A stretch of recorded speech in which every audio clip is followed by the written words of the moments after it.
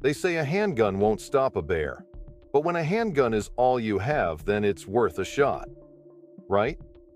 In April 2024, Tyce Erickson was on the hunt of his life. He was experienced in hunting elk, particularly bow hunting, but he had never taken on a grizzly bear. That kind of hunt took months to plan and save for. But when Tyce's friend Ryan was offered a rare hunting opportunity on Kodiak Island due to a cancellation, Tyce was his first choice for his hunting buddy. Typically, people can wait 2 years from booking such a hunt before they are permitted. But Tyce and Ryan only had to wait 3 weeks. Tyce knew he couldn't pass up the opportunity, and they headed off, joining a guide on the island for the adventure of their lives. Tyce carried with him his bow. He had always dreamed of taking down a bear with a bow, and now was his chance. But he also carried a sidearm. This was a 10mm Smith & Wesson M&P 2.0 with a 4-inch barrel. It was small, but it packed a punch. Kodiak Island was beautiful and everything Tyce hoped it would be. Surrounded by towering cottonwoods, the call of an eagle pierced the skies overhead, interrupting the sound of the rushing water from the river. The guide took the pair up a north-facing slope. There was evidence of bears in the area, and only the week before a male bear had been hunted nearby. This meant that other males were likely to have moved into the same area. This was good news for the hunters, and they cautiously approached the location of the last hunt. If there were any remains of the carcass, then they needed to be careful. A male bear protecting his cache was a dangerous encounter. When they arrived at the site, however, any remnants of the dead bear had gone, and the team decided to set up camp for the night. Tyce had been warned that hunting bears was a game of patience. It took days or weeks to make the perfect kill, but that was all part of the experience. Almost every day they saw bears from their viewing spots. They sat, perched on the hillside, looking over the south side of the canyon. Below them was the perfect spot to see bears. It had been nicknamed the Killing Fields, as so many bears had been shot on the open meadows far below them. Coming out into the open grassland to feed on berries and patrol the area was a daily activity for the bears, and so Tyce and the others knew they would be in luck if they waited patiently for the right shot and the right bear. The tag for a bear was expensive, and Tyce knew that he wouldn't be making a hunt like this often. This was an almost once-in-a-lifetime opportunity, and he wanted to make the most of it. They saw lots of bears, but none of them was big enough or had a decent enough pelt to warrant a kill. There were better specimens out there, and Tyce and Ryan were willing to wait for them. Hunting between mid-April and mid-May on Kodiak can be unpredictable. The snowy conditions can be challenging, and securing a successful kill wasn't guaranteed. But on the 7th day, their luck changed. Moving from their vantage point, the guide spotted a bear in a bed. It had hunkered down in the long undergrowth. The guide signaled for Tyce to use the fawn distress call. Tyce and Ryan were lying on a ridge. They couldn't see the bear that their guide was referring to, but as soon as they made the fawn call, the bear got up and started running towards them. Only when the bear was thundering across the ground could Tyce see it properly, and he was shocked at just how enormous the animal was. It was stocky and sturdy. Its coat was glistening and the muscles on its body were solid.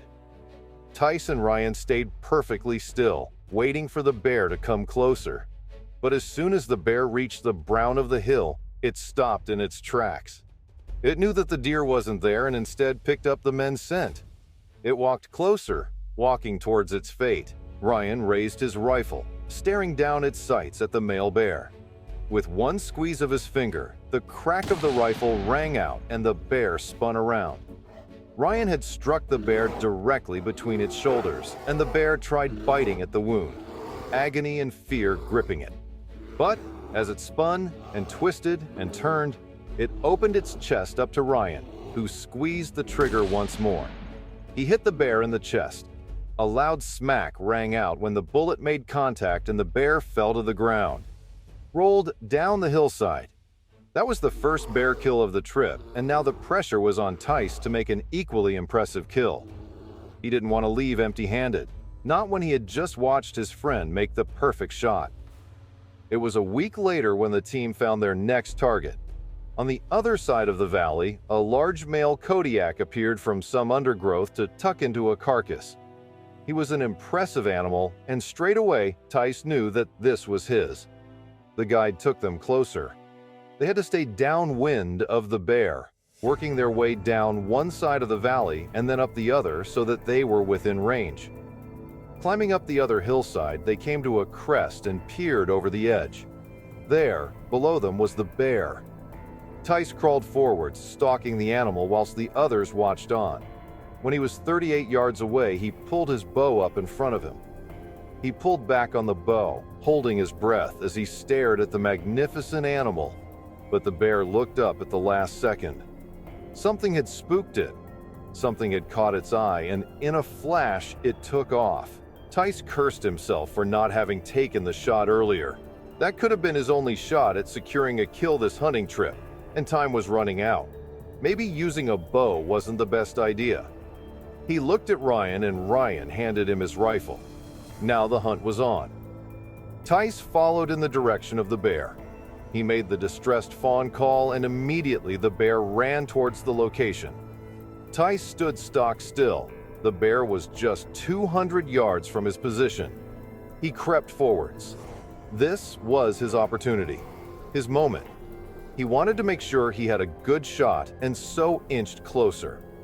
When we was within 20 feet of the bear, he knelt down just behind a ridge and raised the rifle to his cheek. Steadying his breathing but with his heart thumping in his chest, he squeezed the trigger. The loud crack reverberated around the canyon walls. But he had missed the bear. The bullet flew over the bear's head, and Tyce cursed himself once more. He never took his eyes off the animal, though, and went for another. But just then, the gun cover waved in front of the sight, obscuring his view. Tyce couldn't see anything. When it fluttered back out of the way, Tyce could just see the bear disappearing amongst the alder trees. He zoomed in with his scope and made another shot, and the bear was gone. It was impossible to tell if he had struck the bear or not. There was a slight movement of the alder trees, and Tyce hoped that was the bear, stumbling and reeling around. But there was only one way to find out for sure. He and the others had to track the bear and see what the damage was. Tyce was disappointed that he had made a poor shot. In hindsight, he shouldn't have taken it if he was certain it would be a direct hit. An injured bear was a dangerous one, and he may have just put his friends' lives in danger. He handed the rifle back to Ryan and pulled out his handgun. The two of them and the guide began walking towards where the bear should have fallen. They approached with caution, pausing for any sounds of a distressed bear. They heard nothing. Peering over a small rise, they saw the spot where the bear had been, but it wasn't there. As it turned out, the shot Tyce had made struck the bear in the knee of one of its back legs. It was wounded, but it wasn't slowing down. Drops of blood fell onto the ground, leaving a trail. Dead leaves also provided another giveaway as the indentations from the bear footprints were leading through the forest. The search radius grew bigger. 20 yards turned into 40 yards, and as they continued to follow spatters of blood on the alder leaves, they found themselves 2 miles further along. Ryan and the guide were beginning to think they should stop and head back to their camp. The light was fading, and the trek was taking its toll. But Tyce was determined to find the bear and finish it off. The bear followed the river, but the bear knew exactly where Tyce and the others were. It always kept them upwind, always picking up their scent and listening to their voices. Then the bear's trail diverted away from the river and turned uphill. Often injured bears will move uphill, then stop and look back down to determine who or what is coming. They move uphill when they plan to make an ambush. Tyce and his friends were now being hunted. Cautiously looking above them, the team pressed on. With the sun setting, they had less than an hour of daylight left. Then they would be confined by total darkness.